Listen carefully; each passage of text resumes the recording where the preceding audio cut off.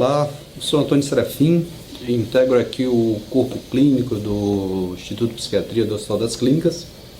Eu sou responsável pela área de neuropsicologia, que é uma área que dá assistência a todas as unidades de internação, tanto ambulatoriais, né?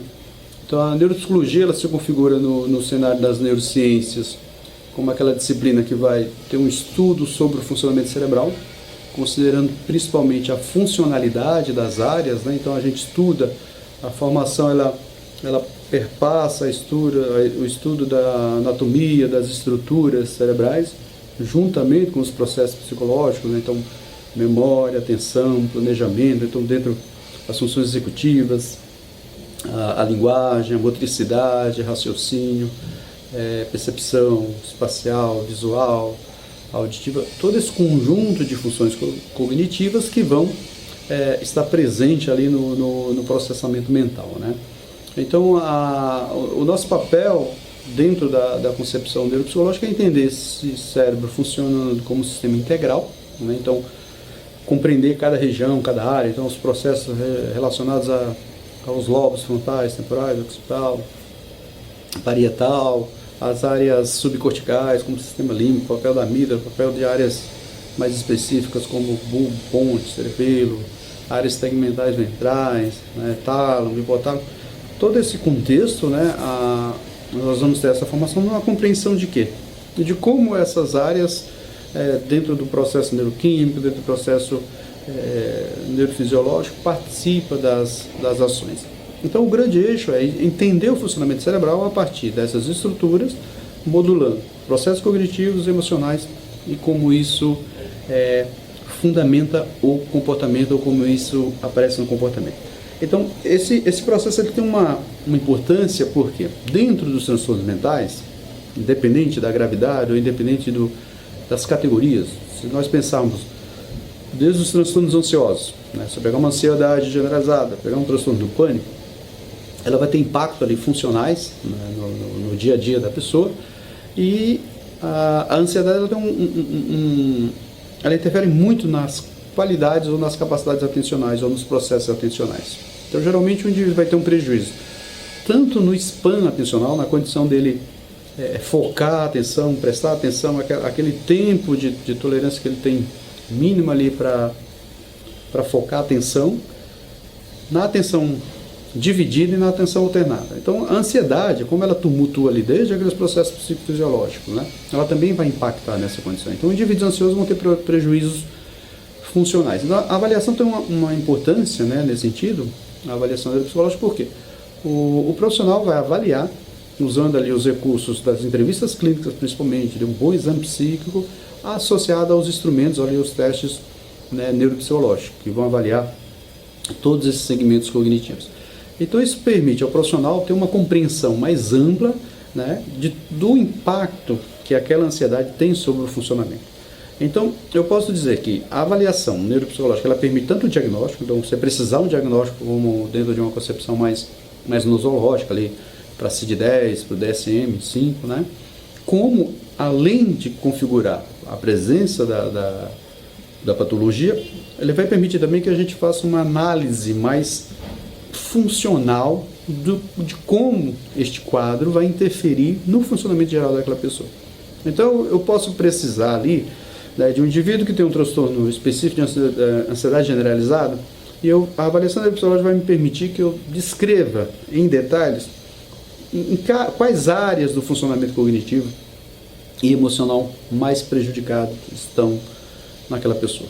Então, eu vou verificar a atenção. Então, é a atenção dividida, é aquela capacidade dele fazer duas atividades ao mesmo tempo, ou é a atenção alternada, é aquela capacidade que você está fazendo algo, interrompe, faz outra e volta e mantém o foco, ou é a atenção concentrada.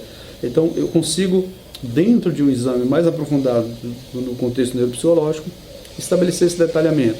Eu vou também identificar qual o impacto desse quadro ansioso na depressão, na psicose, no caso associado à depressão, e depressão no contexto também, eu posso identificar isso, de que forma está afetando. Então, a memória, mesma coisa, vou verificar o quanto de prejuízo de memória de trabalho, essa memória mais recente, o quanto interfere na memória de longa duração. Então, a avaliação neuropsicológica ela vai contextualizar dentro do cenário aí da saúde mental esse entendimento. Então, eu posso verificar o passo a passo, né? Num quadro psicótico, mesma coisa. O paciente está dentro de uma condição ali de prejuízo. Até na fase mais intensa do quadro delirante, eu posso identificar os prejuízos mais evidentes daquela questão. Um paciente mais estável, né, com um tratamento respondendo melhor, um tratamento farmacológico, eu posso verificar também de que forma está o impacto disso, da doença, como eu também posso verificar, algumas medicações vão ter alguns efeitos específicos, sedativos, vão ter aqueles efeitos mais anticonvulsivantes, mais de calmantes, então isso também vai interferir no desempenho funcional, cognitivamente, né? Também a avaliação permite que se faça essa avaliação detalhada desses aspectos. Então eu posso estabelecer um parâmetro antes da medicação, depois da medicação, durante a medicação. A avaliação também permite, né, para qualquer tipo de intervenção. A gente consegue fazer um mapeio, consegue fazer um rastreamento, então a gente vai ter vários objetivos, né? Desde essa questão de verificar o impacto, verificar os prejuízos, como também acompanhar evoluções nesse sentido. Ela também se aplica, né? Então se aplica a psicose, depressão, dependência química, também se aplica a casos neuropsiquiátricos, né? Então você tem um paciente com um quadro epilético, que tanto vai ser submetido a um tratamento mais farmacológico ou talvez um procedimento neurocirúrgico.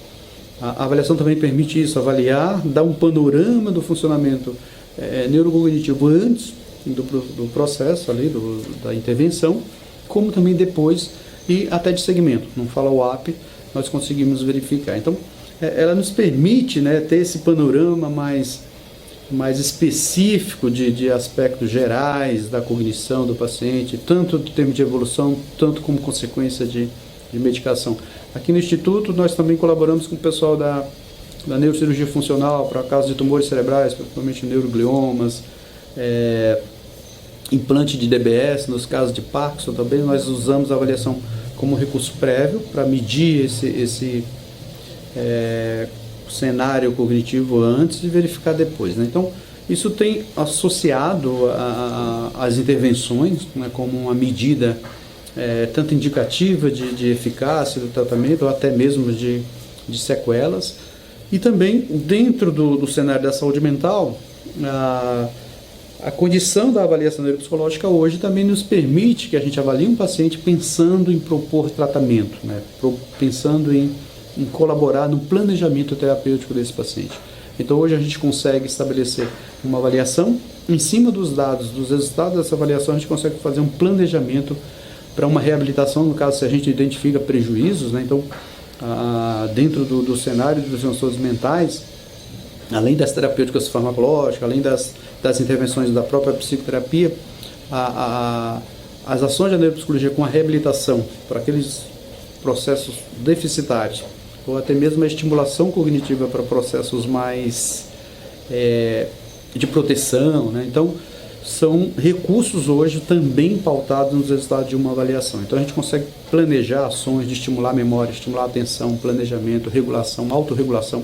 Hoje temos estudados aqui alguns projetos buscando medidas da autorregulação nos transtornos afetivos bipolares, por exemplo, que são indivíduos com uma certa característica mais impulsiva, de respostas, né, com baixa capacidade reflexiva.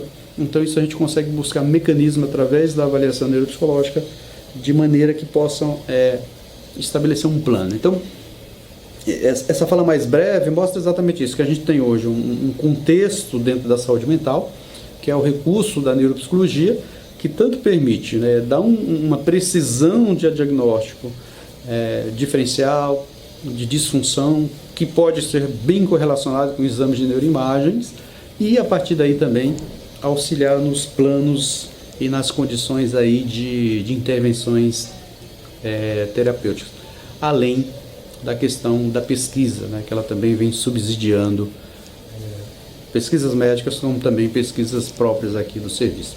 É isso, pessoal. Neuropsicologia também faz parte do tratamento nos contextos dos transtornos mentais. Um abraço.